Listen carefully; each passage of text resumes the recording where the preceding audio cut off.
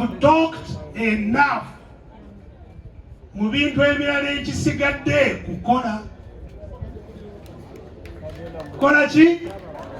Kola. So, I am very, very grateful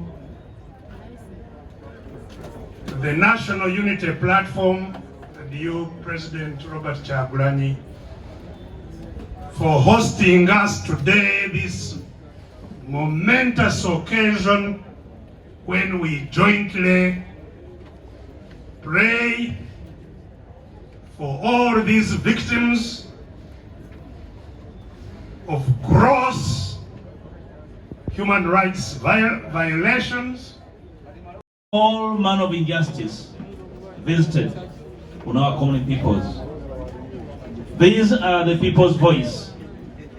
I want to assure the country that the voice of the people has been raised on your behalf.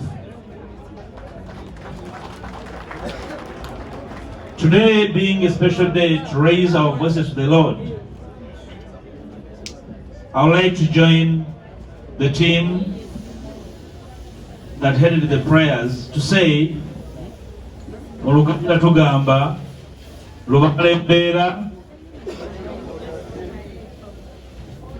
naye Katonda ayamba beyamba, kitegeeza. Therefore, whereas we are here to invoke God's intervention, we must also summon our common wisdom and energy to say enough is enough.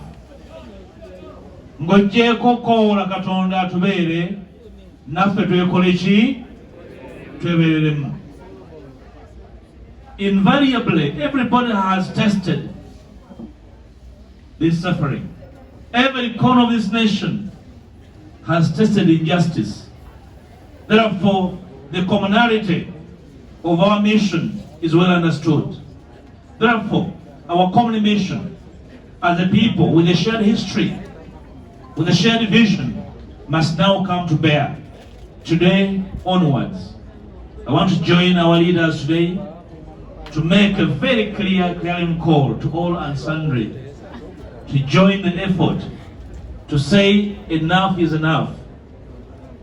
Katonda tagenda tuzuukusa mu buliri bwaffe, mu kutya kwaffe, atubeere, ajja tubeera nga naffe twebeereddemu. Njagala kubasuubiza ku lw'ababaka ba Parliament, kye tuliko tukiriko, situjja kivaako.